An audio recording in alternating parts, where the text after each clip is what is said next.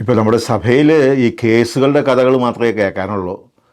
കിഴക്കമ്പലം പള്ളിയിൽ ജനാഭിമുഖ കുർബാനയ്ക്ക് വേണ്ടി വന്നാൽ പോലീസ് പ്രൊട്ടക്ഷൻ കൊടുക്കണമെന്ന് കോടതി ഉത്തരവിട്ടിട്ടുണ്ട്.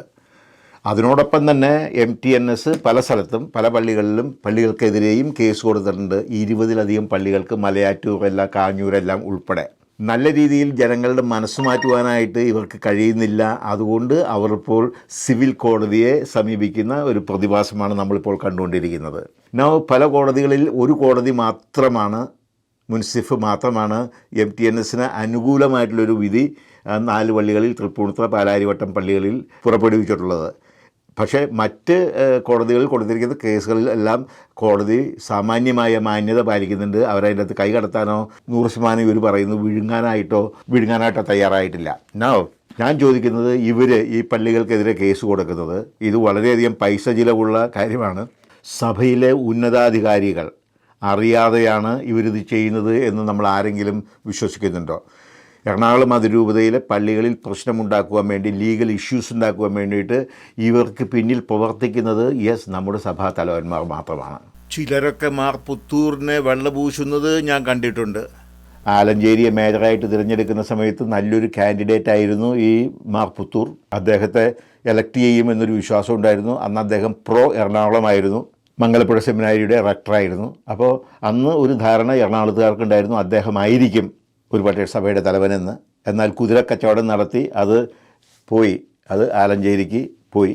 ഇദ്ദേഹത്തെ ഓസ്ട്രേലിയയിലേക്ക് നാട് കടത്തി, പുത്തൂരിനെ. ആ പുത്തൂര് ഇനി തന്നെയെങ്കിലും ഇദ്ദേഹം റിട്ടയറായി, 78 വയസ്സായി റിട്ടയറായി.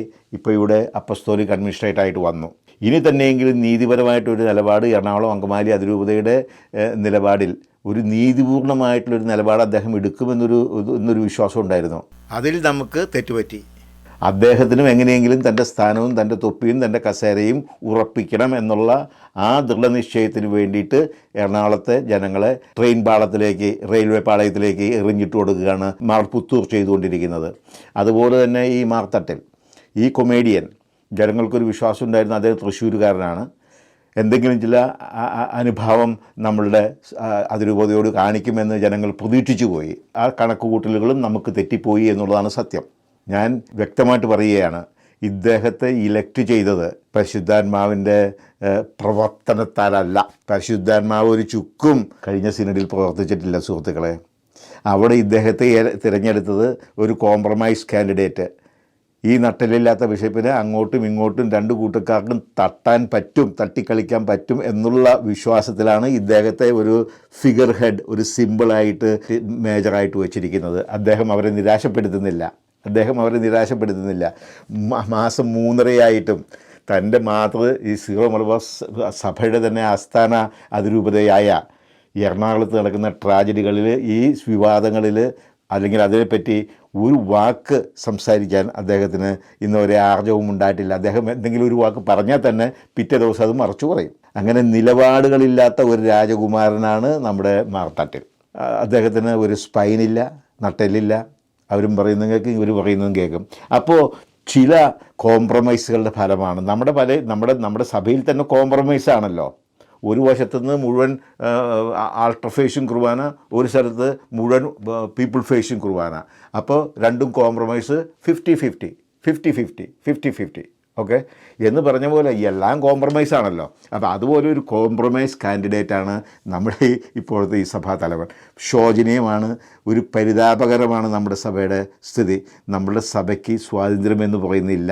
നമ്മുടെ സഭയിൽ കേരളത്തിലെ സിവിൽ കോടതികൾ കയറി നിരങ്ങുകയാണ്.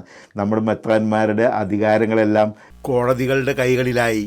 കുർബാന ഏത് വേണമെന്ന് തീരുമാനിക്കാൻ പോലുമുള്ള കഴിവ് മെത്രാന്മാർക്കില്ല എന്ന് പറയുന്നത് എത്ര ശോചനീയമായ ഒരവസ്ഥയാണെന്ന് നിങ്ങൾ ആലോചിച്ച് നോക്കൂ സുഹൃത്തുക്കളെ. ഒരു വിശുദ്ധ കുർബാന അവരുടെയാണ് പള്ളി എന്ന് പറയുന്നു. നിങ്ങൾ പള്ളി പണിത് കഴിയുമ്പോഴത്തേക്കും ഞങ്ങളുടെയാണ് പള്ളി, മെത്രാൻ്റെ എന്ന് പറഞ്ഞിട്ട് ആ മെത്രാൻ്റെ പള്ളിയിൽ ഏത് കുർബാന അർപ്പിക്കണമെന്ന് തീരുമാനിക്കാനുള്ള കപ്പാസിറ്റി അവർക്കില്ല.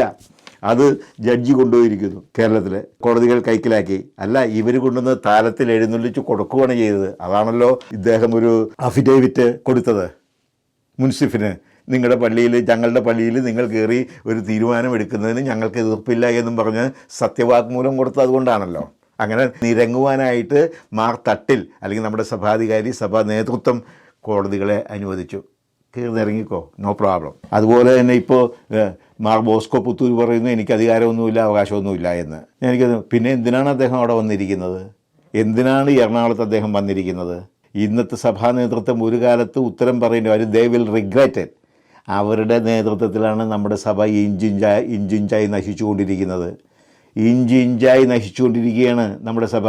ഒക്കെ ഓരോ ദിവസം ചൊല്ലുന്നതും ഇവരുടെ കയ്യിലിരിപ്പ് ഒന്നുകൊണ്ട് മാത്രം. നമ്മുടെ സഭയിൽ നിന്ന് ജനങ്ങൾ വിട്ടുപോകുന്നു, വിശ്വാസികൾ അകന്നു പോകുന്നു, ചെറുപ്പക്കാർ കുടിയേറുന്നു. ഇവർ മാത്രം ഉണ്ടാവും, തൊപ്പിയും വടിയും പിടിച്ചുകൊണ്ട് ഇവർ മാത്രം ഉണ്ടാകും. ഇവരിപ്പോൾ വിചാരിക്കുന്നത് ഒക്കെ വിദേശികൾ അങ്ങോട്ട് പോയിട്ടുണ്ടെങ്കിൽ ഞങ്ങൾ അങ്ങോട്ടും വരും. അമേരിക്കയിലേക്ക് നിങ്ങൾ പോക്കെ ഒരു കുഴപ്പമില്ല, ഞങ്ങളുണ്ട്. ഓക്കെ, യൂറോപ്പിലേക്ക് പോക്കെ പിന്നാലെ ഞങ്ങളും ഉണ്ട്. പക്ഷേ അവിടെയും നിങ്ങളുടെ കൊതി മാറും ബിഷപ്പുമാരുടെ. കാരണം ഈ ഫസ്റ്റ് ജനറേഷൻ പ്രാഞ്ചേട്ടന്മാർ, ഞങ്ങളെപ്പോലെയുള്ള ഫസ്റ്റ് ജനറേഷൻ കഴിഞ്ഞാൽ സെക്കൻഡ് ജനറേഷൻ തിരിഞ്ഞു നോക്കൂല. ഇന്ന് ഇമിഗ്രേഷൻ സ്റ്റോപ്പ് ചെയ്തിട്ടുണ്ടെങ്കിൽ UK-യിലേക്കോ അയർലൻഡിലേക്കോ അമേരിക്കയിലേക്കോ കാനഡയിലേക്കോ ഓസ്ട്രേലിയയിലേക്കോ ഇമിഗ്രേഷൻ അവർ സ്റ്റോപ്പ് ചെയ്ത് കഴിഞ്ഞാൽ ഈ പള്ളികൾ അതുപോലെ തന്നെ വാടി തളർന്നങ്ങ് പോകും. കാരണം ഞാൻ പറഞ്ഞു, നമ്മളെക്കാൾ കേരളത്തിലെ കത്തോലിക്കരേക്കാൾ വിശ്വാസ തീക്ഷ്ണതയുള്ള കത്തോലിക്കരായിരുന്നു അയർലൻഡുകാരും പോളണ്ടുകാരും ഇറ്റാലിയൻസും ഒക്കെ. ആ തലമുറകൾ ഇവിടെ കുടിയേറി, അമേരിക്കയിലേക്ക് കുടിയേറി.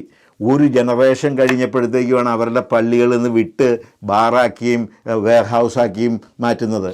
നമ്മുടെ ഗ്രാനായക്കാർ മാത്രം കുരുത്തത്തിന് അവർക്കൊരു പള്ളി കിട്ടിയപ്പോഴത്തേക്ക് അവരത് വാങ്ങിച്ചു. അപ്പോൾ അതും ആ ലത്തീൻ രൂപത സഹായ വിലയ്ക്ക് കൊടുക്കുവാൻ തയ്യാറായി എന്നുള്ളതാണ്.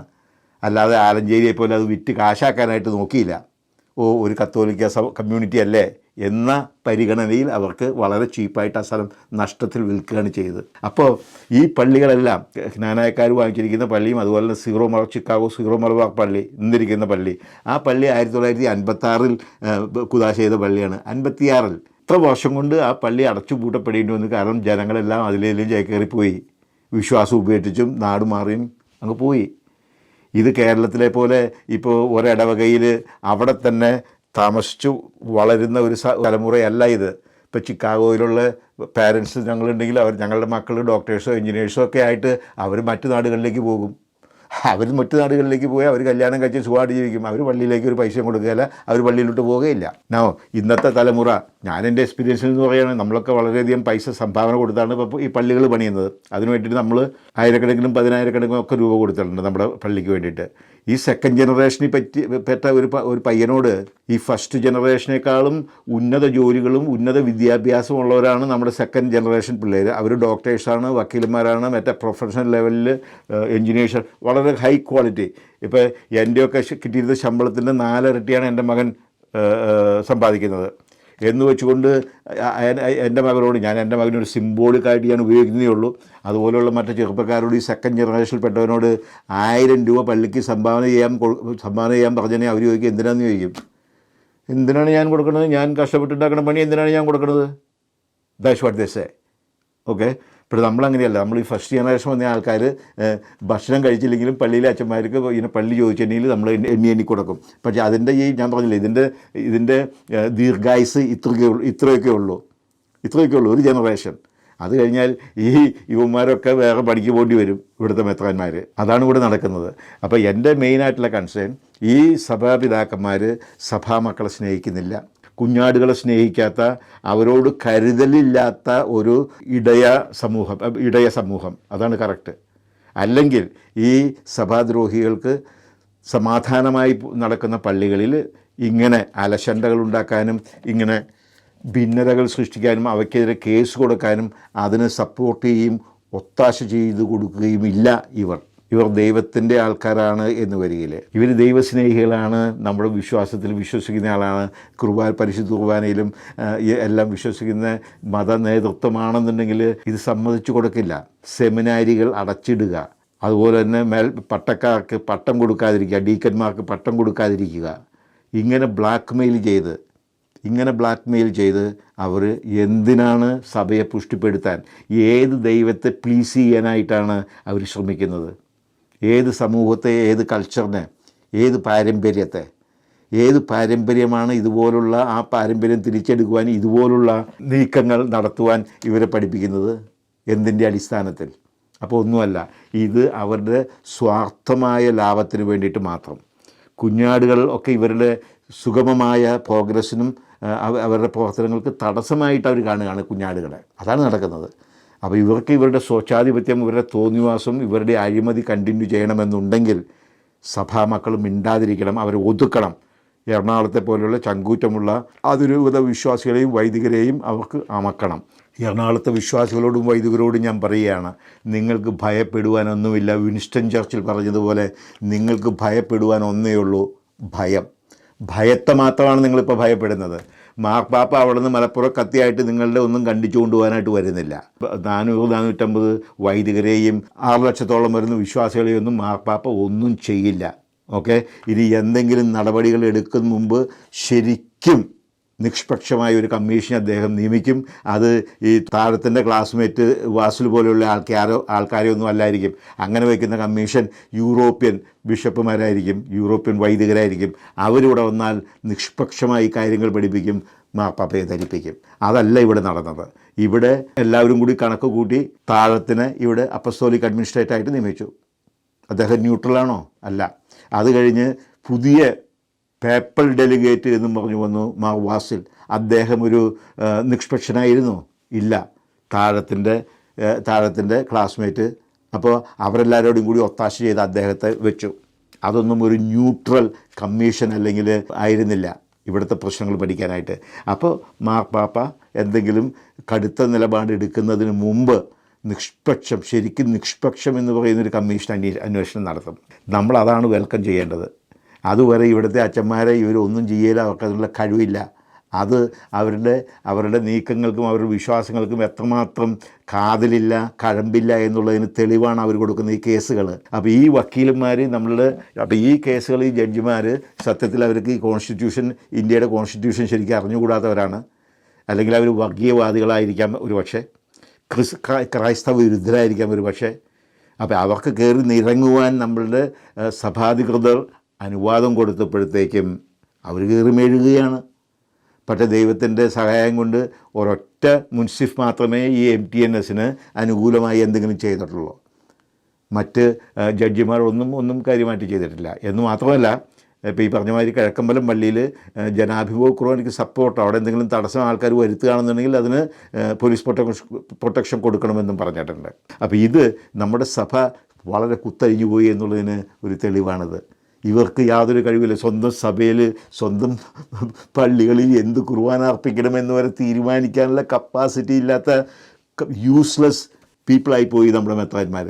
യൂസ്ലെസ്, മനസ്സിലായി? ഇവർക്ക് ഈ തൊപ്പിയും മേലയും മേടിച്ച് സ്വീകരണം മേടിച്ചുകൊണ്ട് നാട് മുഴുവൻ തെണ്ടി വിഡ്ഢിത്തരവും പറഞ്ഞുകൊണ്ട് കൊടുക്കാനല്ലാതെ ഇവരെ കൊണ്ട് കാര്യക്ഷമമായ അതിരൂപതയ്ക്കും ജനങ്ങൾക്കും സഹായകരമായ ഒന്നും ചെയ്യാനായിട്ട്, സഭയുടെ വളർച്ചയ്ക്കും സഭയുടെ കെട്ടുറപ്പിനും സഭയുടെ യൂണിറ്റിക്കും വേണ്ടിയിട്ട്, ഐക്യത്തിനും വേണ്ടിയിട്ട് ചെയ്യുവാനായിട്ട് നമ്മുടെ സഭാ നേതൃത്വത്തിന് കഴിവില്ല. Thank you very much.